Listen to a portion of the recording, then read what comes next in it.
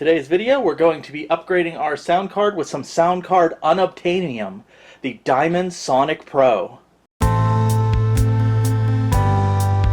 review all technology from games to all PCs, and don't forget the toys. Don't get ancient electronics. We cover it all.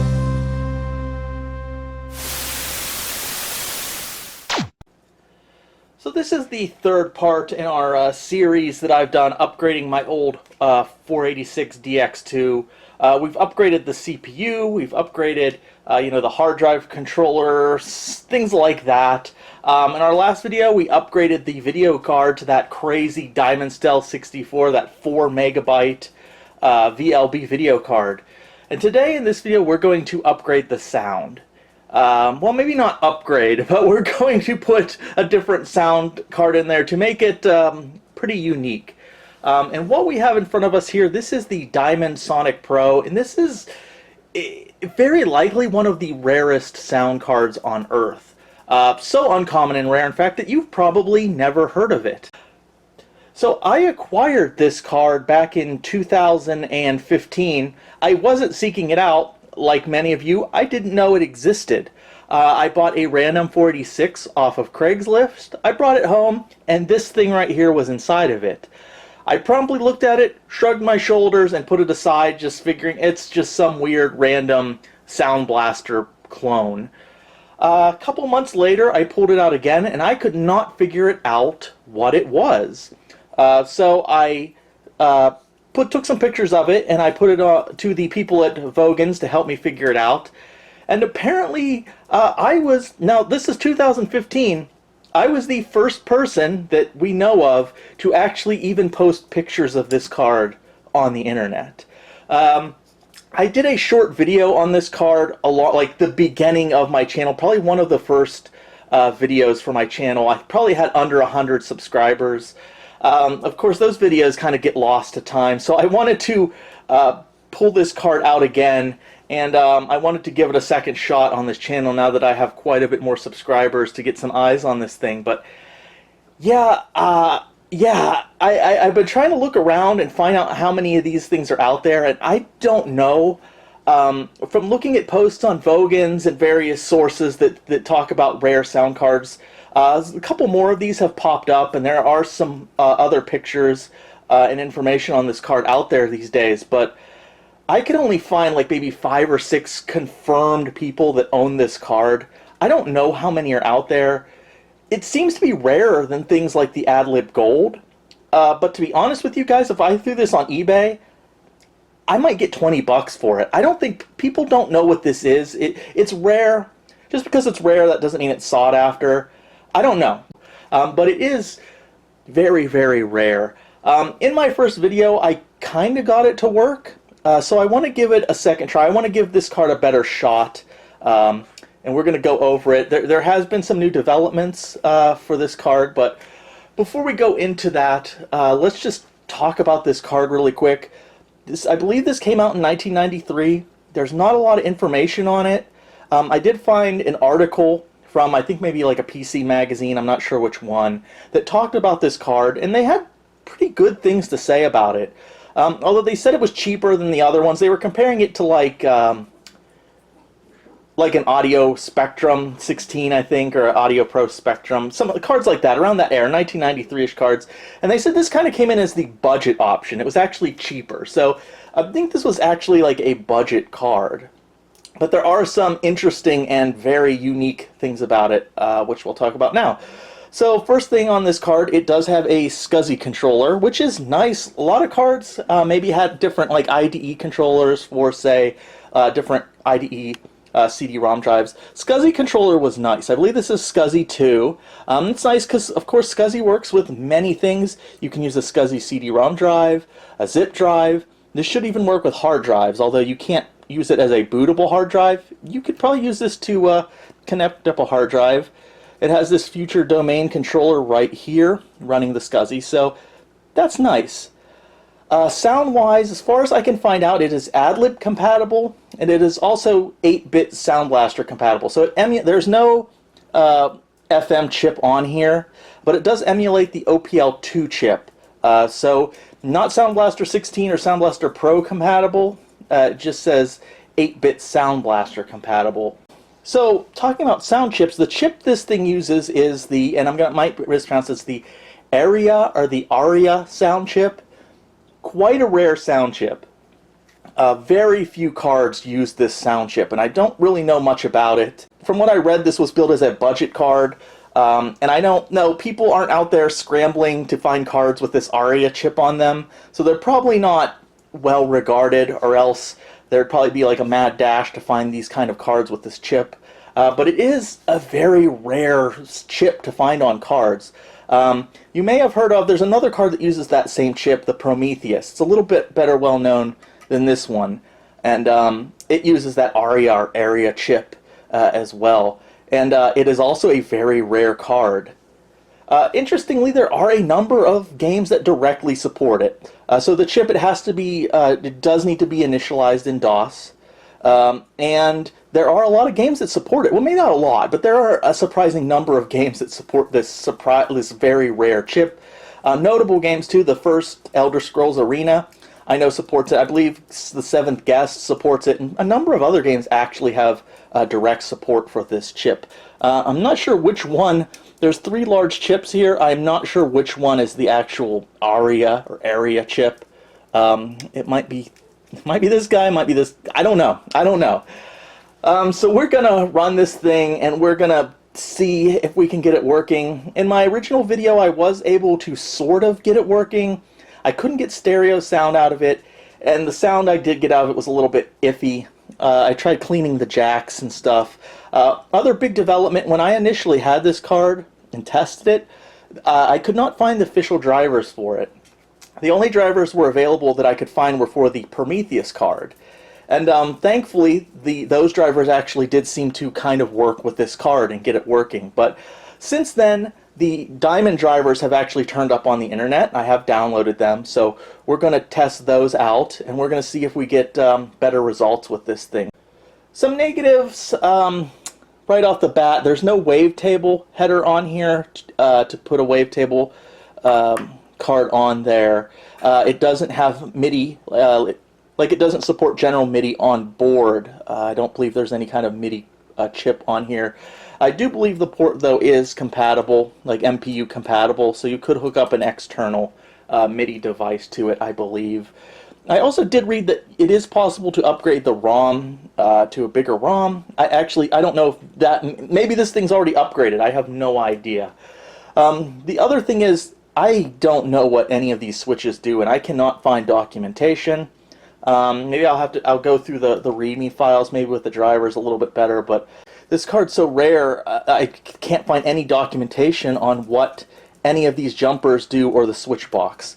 I assume some of these, maybe even this one, are settings for the SCSI, maybe disable, enable, and things like that. But there's a lot of jumpers on this card, and I have no idea what they do. Alright, so here we have the card here. This is the joystick / MIDI connector port right here. We only have 3 jacks here. So we have line out, mic, and this says auxiliary. And then of course we have the MIDI / joystick. It specifically says MIDI / joystick. So this definitely should be MPU compatible. So interesting. But yeah, so we're just gonna wing it here. We're gonna throw this guy in the machine, and we're gonna see if it works. Now, if this completely fails, if I can't get anything out of this, maybe I'll make a part 4 video, or if this video doesn't go very long, like I put it in, I just can't get it working. I don't really have a backup, but I'll put something else in there. Probably something we've already seen before as well. But I'll find a different sound card if this one doesn't work. But if I can get this thing in there working, it's going to be a very unique card for a very unique setup. It will definitely be the most interesting and unique computer I have, I think, and that's saying a lot. I've got a lot of weird, interesting computers, but just the cards already in this thing, and then having this card in there, it's just going to be a weird setup. So, all right, without further ado, let's get this thing and let's put it in the setup, and let's see if we can get it working with those official drivers. And now it is time to install our drivers. So this time I do have the official Diamond drivers. I got them off the Vogan's website. In the video I did on this card years ago, I kind of used generic Aria16 type drivers for the Prometheus card. They worked, but I wanted to try these official drivers now. I can't say it was a user-friendly or great experience. I had a lot of difficulties just installing the drivers. It was a little confusing. I had to use the disc 2. It comes on 2 discs. It doesn't seem like disc 1 really does anything. I did disc 2 and I was able to install everything to the hard drive. And once it's all installed, it seems to work okay. There's a couple interesting and neat options. Of course, you have your regular kind of diagnostic test you can do. And then it lays out on the side too, which it's really nice because it does kind of lay out like all your resources and DMA, what they're set at and everything like that.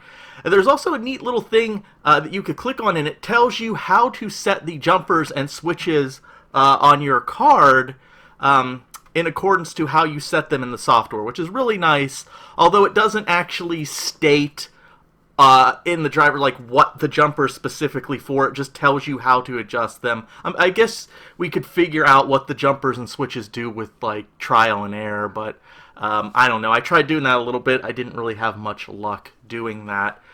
Anyways, so yeah, I got the card installed, the drivers installed, and unfortunately I hit the same 2 issue. Well, actually, one of the same issues I had when I originally installed this card years ago, and then a kind of another issue that basically, unfortunately, made this kind of a no-go. So, first of all, I did get the card to work.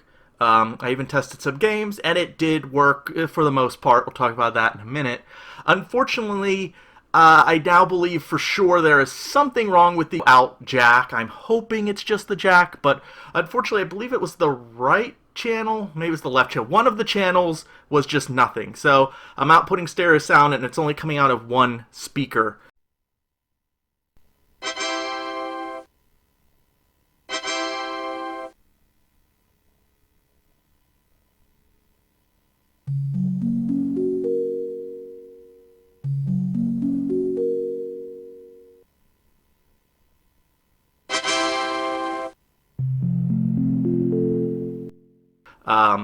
So one of the channels just wasn't working, and I'm pretty sure it's the jack.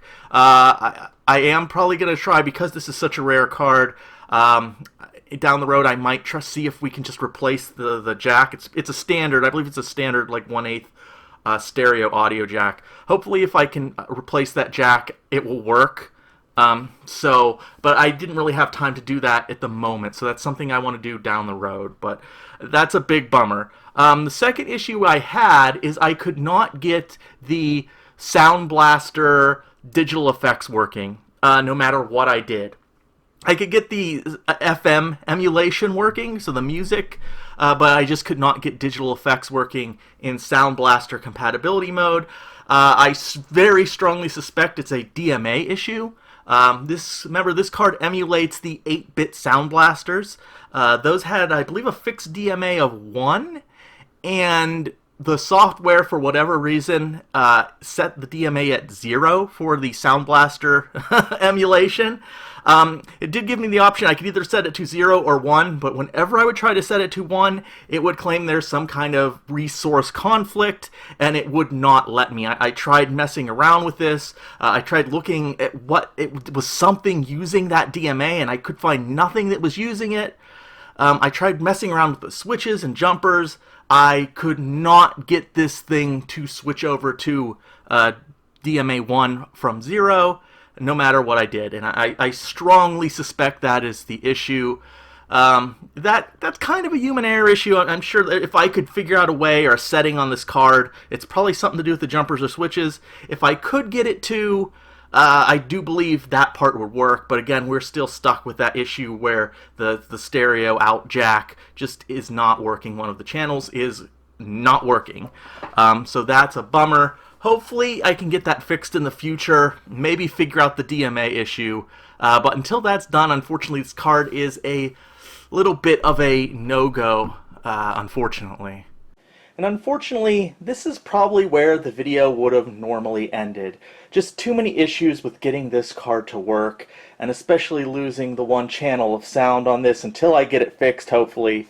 I really wouldn't have been happy going forward any further with this video. Fortunately, I actually have a replacement. This card here is the Prometheus sound card, and it, just like the Diamond Sonic Pro, also uses the Aria16 sound chips on it.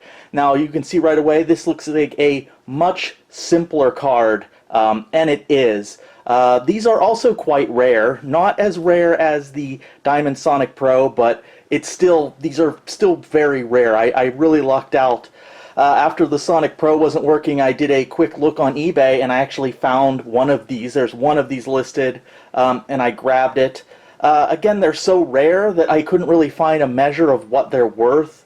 So I don't know, I might have overpaid for it, but in my opinion, for its rarity, and since I do kind of collect old computer equipment, I didn't think the price was completely unreasonable. Whether I overpaid or underpaid, again, I have no idea because there's not enough of these that go for sale to make a judgment on that. But either way, I'm kind of happy with the purchase, and I'm glad I was able to grab one of these that uses the same kind of sound chip on there, so I can actually finish this video more or less as intended. Now, as you can see, this is a much simpler card. I do believe this one came out before the Diamond Sonic Pro. I think this is the most common of the cards out there that do use that Aria16 chipset. And we can take a look at it here. I believe this is the ROM right there. Unlike the Diamond Sonic Pro, this does not have a SCSI connector, SCSI controller built into it. I don't believe this is upgradable. And by the way, for the Diamond Sonic Pro, I do believe this is not an upgraded. After going back and looking at the footage of the driver, I believe there's a part where it said like no upgrade found or something. So I don't think this has been upgraded with the bigger ROM. I do not know if these Prometheus cards can be upgraded, like this can be swapped out. I'm going to say probably not.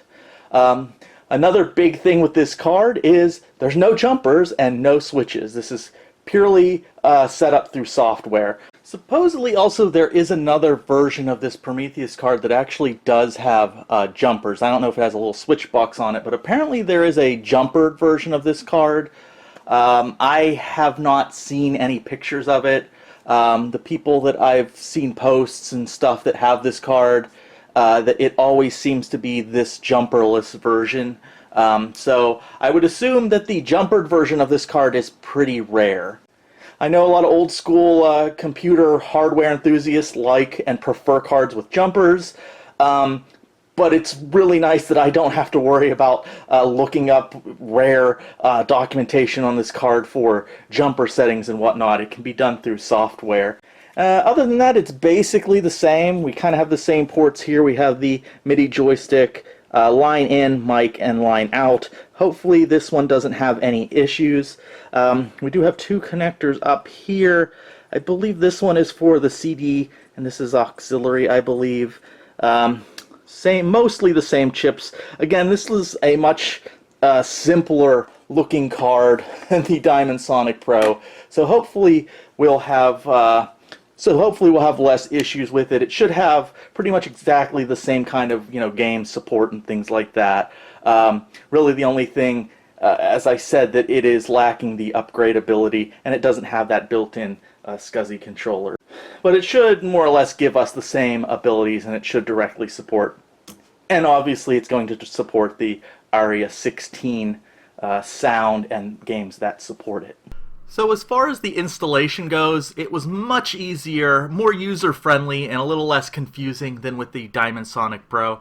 Now when you download the drivers from, say, I downloaded them from Vogans, there's a couple discs with like utilities and things. If you just want to play the games, if you just want to use the card in the computer and play the games, all you need to do is install disc 1, and that's the installation disc.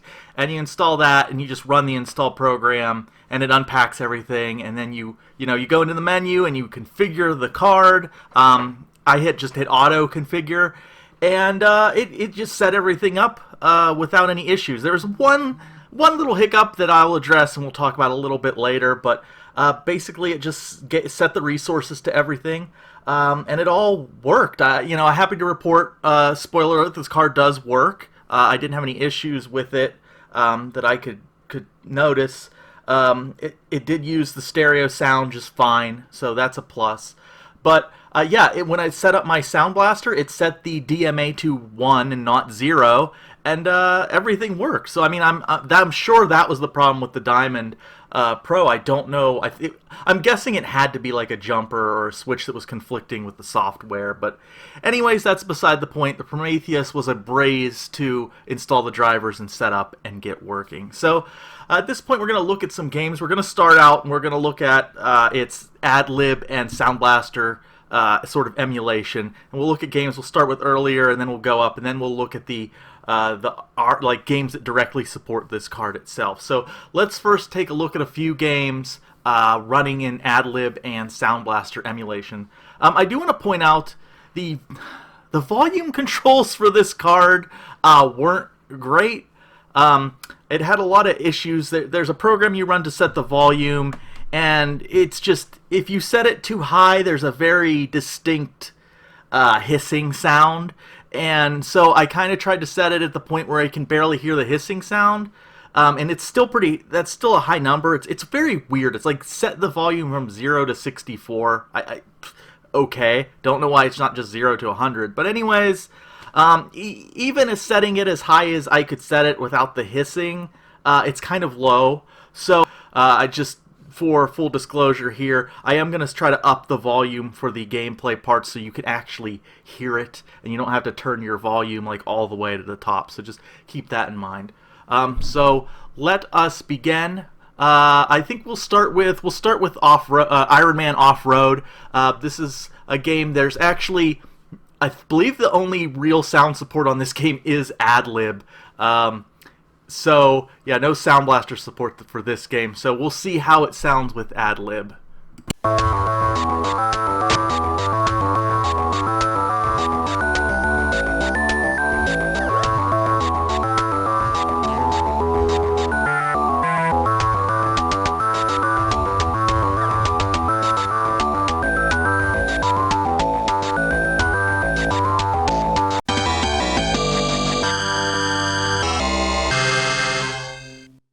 Alright, so we're just going to look at several more games here using AdLib Sound Blaster emulation on this Aria card. I'll try to shut up as much as I can here, and you can make up your own mind on how bad or good or how much you like this emulation of Sound Blaster.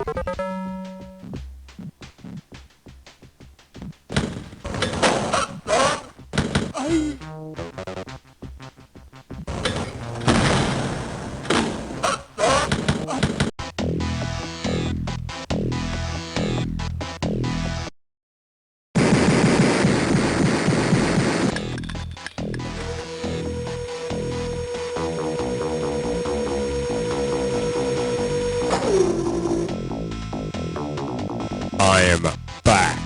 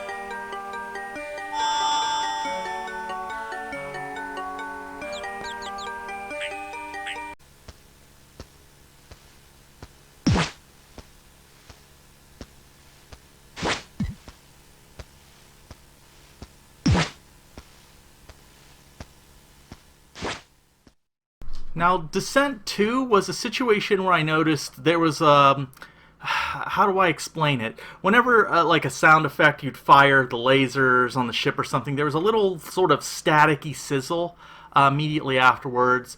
I believe you should be able to hear it here, so listen for it. And this happened in a few, I think one or two other games that I played when it was in Sound Blaster emulation mode. So specifically listen after like some laser blasts. You'll be able to hear this kind of weird staticky going on.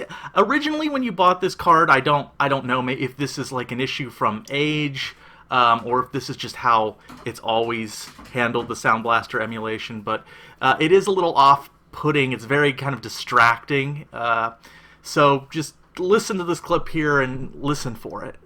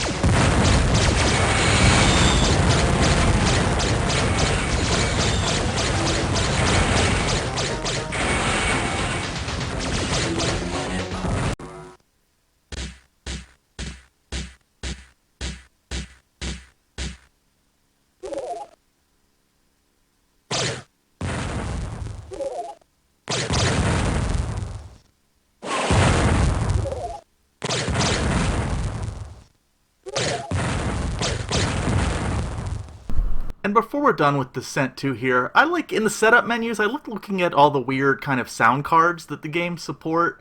And there's a couple interesting ones in the Descent 2 sound card setup screen, but what is the Crystal Lake? I have never heard that. I've never known Jason Voorhees to be much of an audiophile.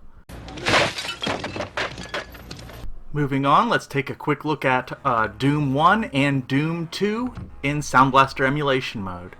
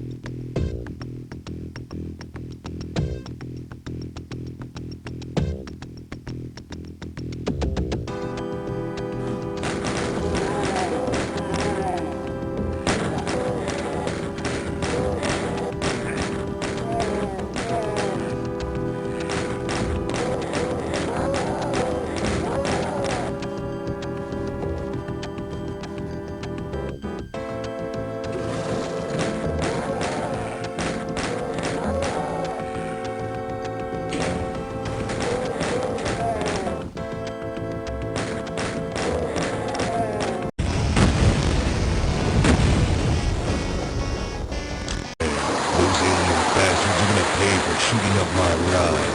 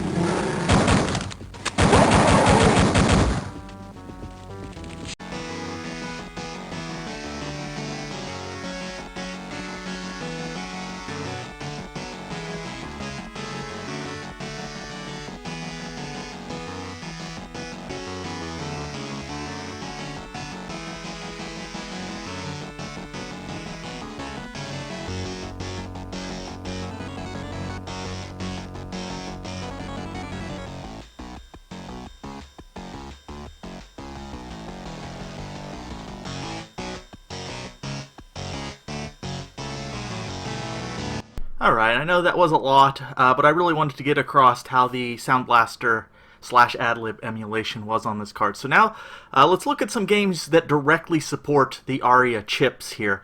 But before I do this, I want to let you know I ran into two problems doing this. So the first problem was that games just didn't seem to support the card, even though the lists, and there are various lists online of all the games that supposedly support the Aria chipset. A lot of those games I found just didn't support it, or at least I couldn't find it in the sound card setup. So there could be multiple reasons for that. One, of course, the list could be wrong, but it also, you might need like a certain revision of the game or version of the game that supports it, or perhaps there were patches like you have to get and download and install like Aria sound support patches.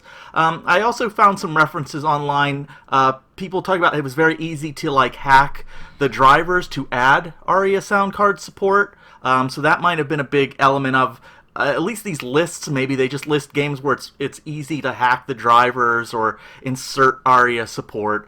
But this is kind of out of the scope of this video, so I didn't do any of that. If I didn't see Aria support directly in the sound setup when I was installing the game, I didn't include it here.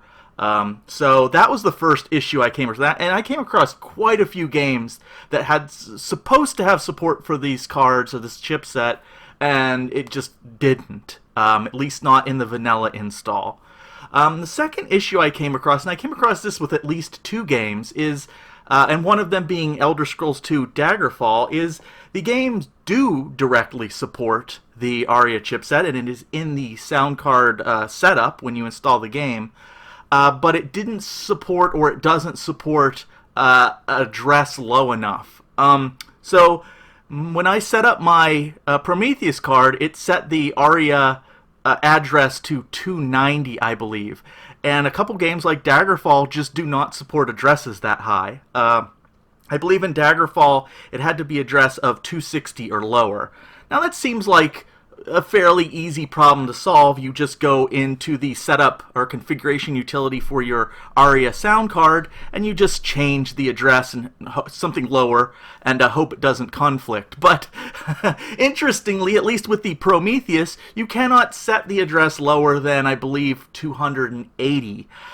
So you get this situation where theoretically the game supports the sound card, but in actuality it doesn't, just because the game's demanding an address that's lower than the sound card drivers will let you set. Now, interestingly, I do specifically remember Daggerfall working with my Diamond Sonic Pro card that, of course, used the Aria chipset as well. I believe those drivers did allow you to set the address lower, but yeah, it's just a weird little conflict that comes up.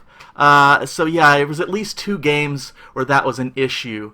That's a bummer. But I did have quite a few games that I did find that did directly support the Aria chipset. So take a listen to them here. Again, I'm going to reserve my opinion, kind of. But you let me know in the comments what you think of this Aria sound.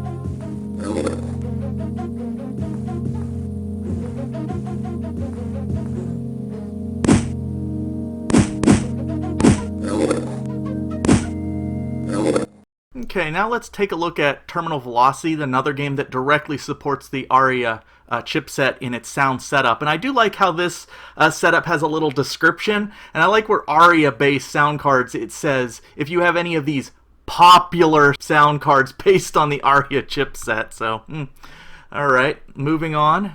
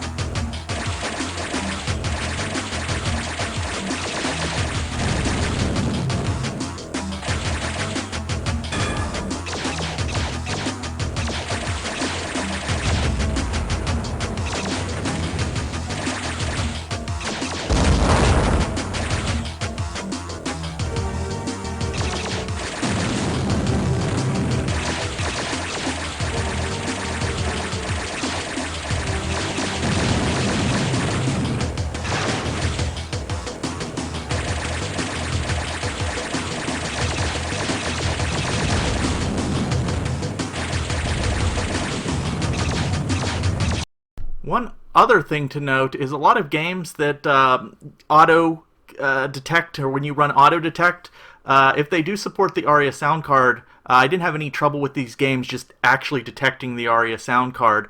I was maybe expecting, because it's kind of a weird, obscure card, that maybe some of these games would detect it as a sound blaster or something. But if it's set up right, now the games seem to be able to detect it just fine. Like Panzer General here, no problem running the auto detect and just detecting the card on startup or on setup.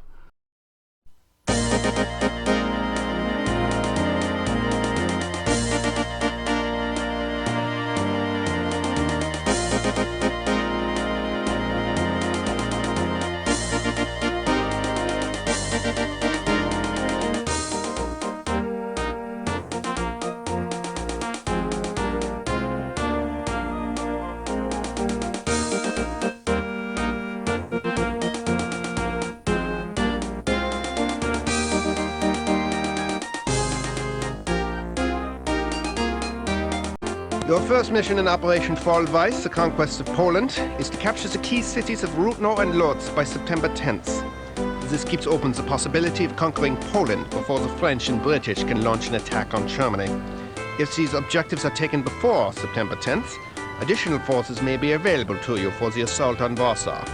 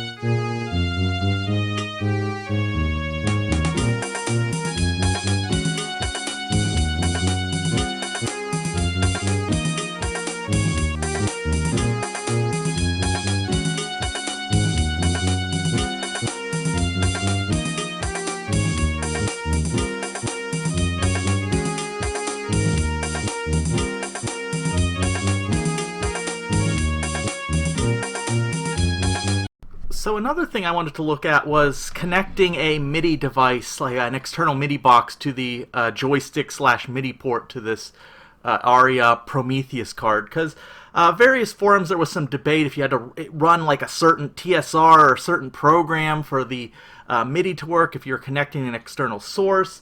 And I just wanted to check on that to see how difficult it would be. And I had no problems. And apparently, this card also supports intelligent mode. I ran an SC55 and an MT32 with various games, and I used a joystick connector. I didn't use like an MPU card, like an extra card. I used one of those joystick to MIDI adapters, hooked up the external MIDI boxes directly to the Prometheus card, and it just worked. I had zero issues. So yeah, I didn't have to run a special program, and it seemed to support cards that require intelligent mode. So apparently this card does just support intelligent mode as far as I can tell.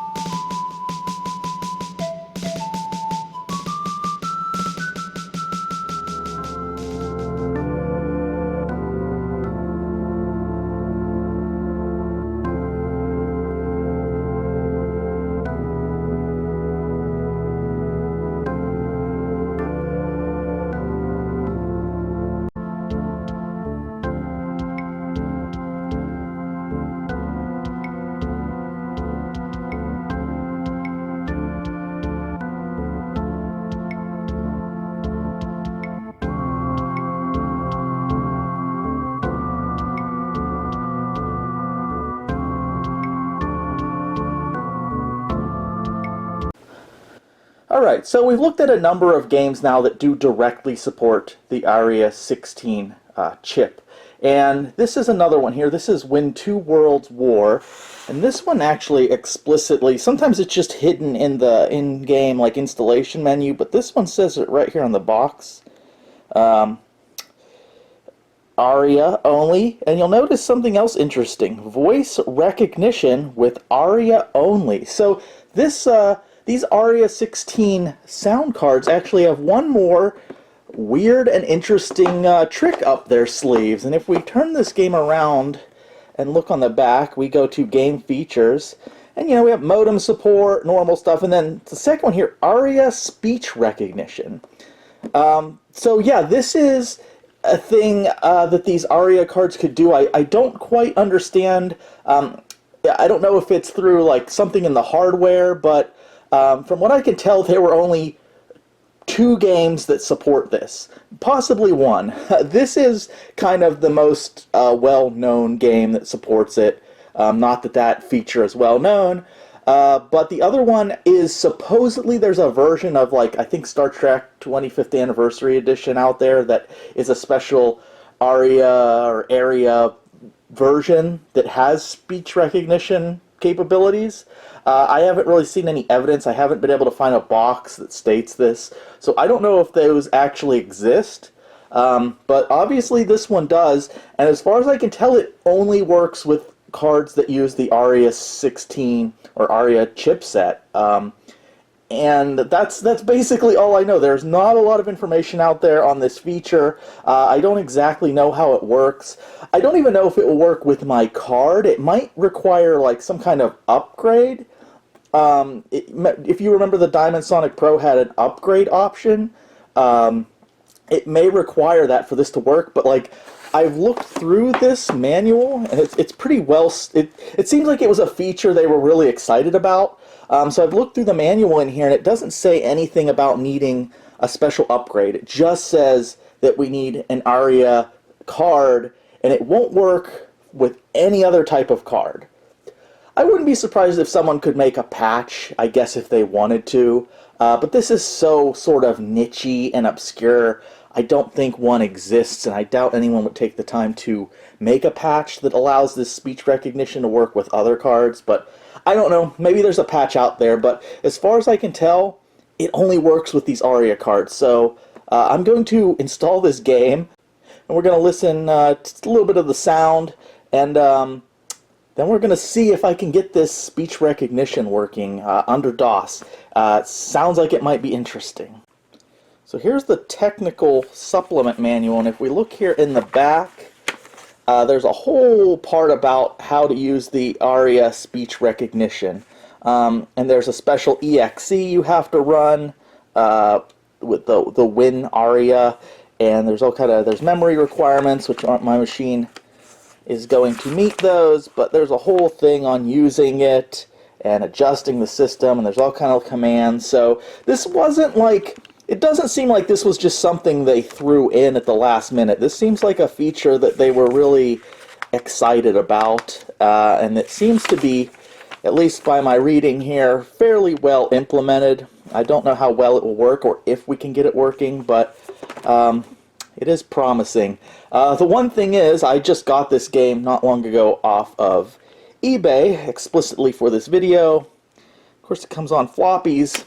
I don't know if those floppies are good or not. So we'll find out. I am hopefully optimistic. So apparently this game doesn't have any music, or at least I couldn't find any part of the game that plays music, but it does use the Aria card for like digital effects and things like that, but at least I didn't get to a point in the game, and I didn't play it very long. It seems a little bit strange and technical, but I didn't get to a part where it played any music, so let's just listen to some of those digital effects, I guess.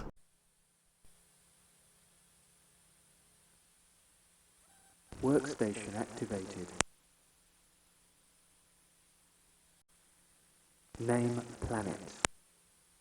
Select type.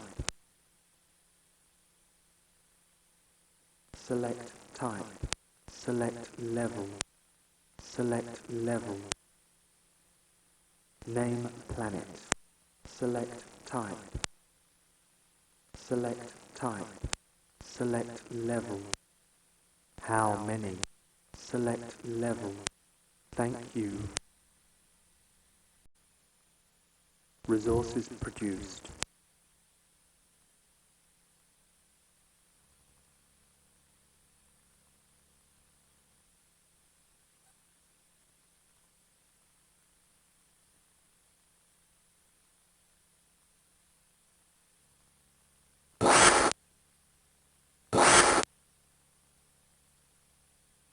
Resources produced. Alright, so I'm ready to try this speech recognition. Apparently this game doesn't have music. Maybe it's somewhere in the game, but from the little bit of time I played it, I couldn't find any music. But you have to use a different command. We can see it up. It's when Aria. We'll start the game with voice recognition enabled. It's not going to focus. Unfortunately, I don't have a lot of mics. I have some USB mics, but for the old traditional ones, I was able to find this one. I think this was for a Mac. It should work, hopefully.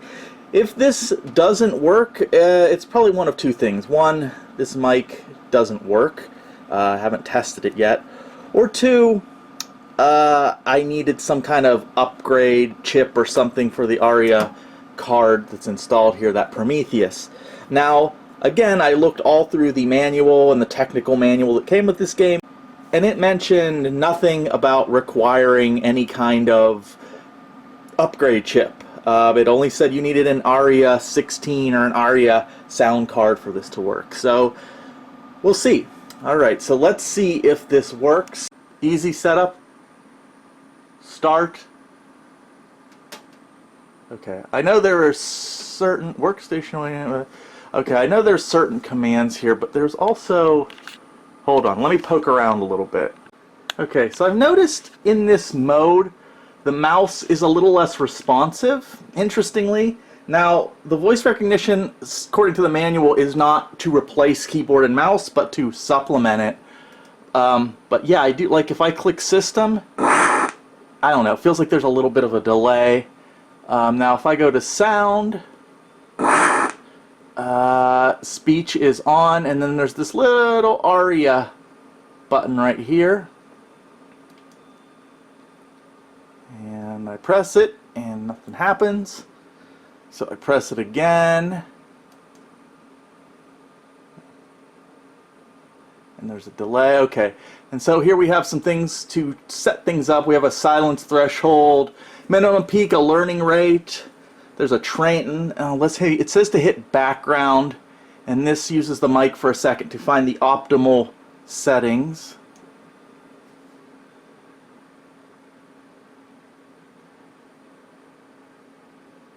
Okay. And then you hit adjust to save everything, and then we'll see. Please select. Please select. Please select. Please select. Thank you. Please select. Please select. Thank you. Please select. Please select. Please select. Please select. Please select. Please select. Please select. Please select.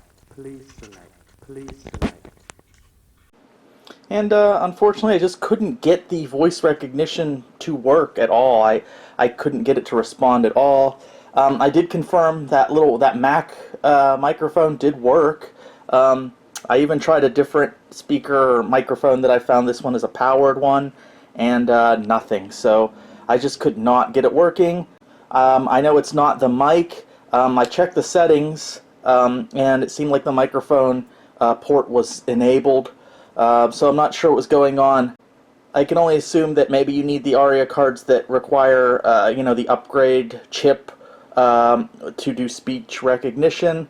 I didn't see any program that maybe I needed to run or anything like that. So I don't know. It doesn't state anything specific in these manuals. So I have no idea. Well, it's a bummer, but at least we tried. Maybe in a future video. Alright, so let's wrap this one up. What do I think about this Aria card, based card, and will I keep it in the computer? And I think I will. I actually ended up liking it more than I thought I would, despite some of the flaws with it. It was noisy, in my opinion. It was a bit noisy. The Sound Blaster and AdLib emulation, I mean, it worked. I've used worse cards. It didn't sound the best sometimes, but at least like it worked. It just worked. Like I'd play a game, it would detect it as a Sound Blaster, if that was the option you chose, and it worked. I didn't have like weird errors or it not finding the card or anything like that. So I was kind of impressed with that. The drivers, at least for this card, were pretty easy to set up. You know, when it was in Sound Blaster emulation mode, the noises came out were appropriate. I didn't get like dog barks when I fired a gun or anything like that, even though that would have been kind of humorous. It was a little staticky. Certain games like Descent 2 and a couple others, there was a weird sort of staticiness with the Sound Blaster emulation, and there were like pops and hisses here and there. I don't know, that was borderline on if that was like a deal breaker. It was a little bit annoying. In games that seem to directly support the Aria chipset, again, this whole time I don't know if I've been pronouncing it Aria or Aria, whatever. You know what I mean. The chipset on this card, when it did support it directly, it sounded fine, in my opinion. It wasn't like definitively superior. It's not like it was you know, Gravis or even like Pro Audio Spectrum kind of quality there, but I think this was a budget card when it came out. So, you know, considering if you got this as a budget card, I think it works perfectly well. And I think the Aria sound is maybe not necessarily better than, say, a Sound Blaster, but it's different, and it didn't sound horrible in most situations. Now, is there any reason to grab one of these cards over a Sound Blaster or something like that? And I would say no.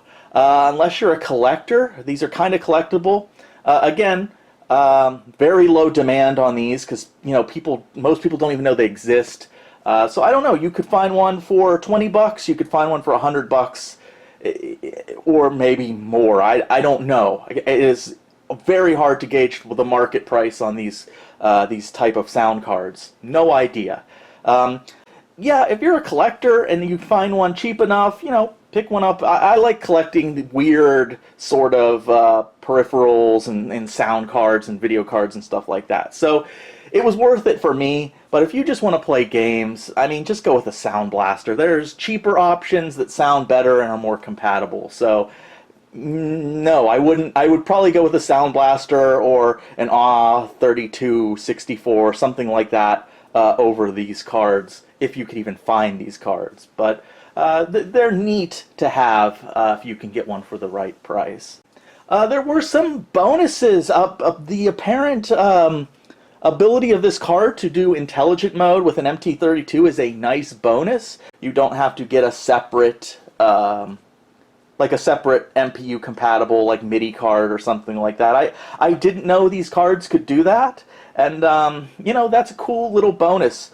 So everything said and done, I think I'm going to actually keep this in that machine. So it's kind of neat. It's a little bit different. I like the fact if I want to use, you know, intelligent mode with the MT32, I don't have to, you know, put in a separate MPU card or anything like that. I don't know how it's doing that. I mean, there are 4 chips here, maybe one of those. I thought to do intelligent mode, a card had to have like a CPU on it, something that's doing the calculations. Because I believe the point of games that used intelligent mode is the sound card or the MPU interface would have a chip on it, like a CPU of some sort, that would take some of the burden off of your system CPU. But I don't know, there's 4 CPU-ish looking chips on there. If anyone knows how this card is doing intelligent mode with the MT32, let me know. But yeah, very interesting. Couldn't get this voice recognition working, but not that big of a deal.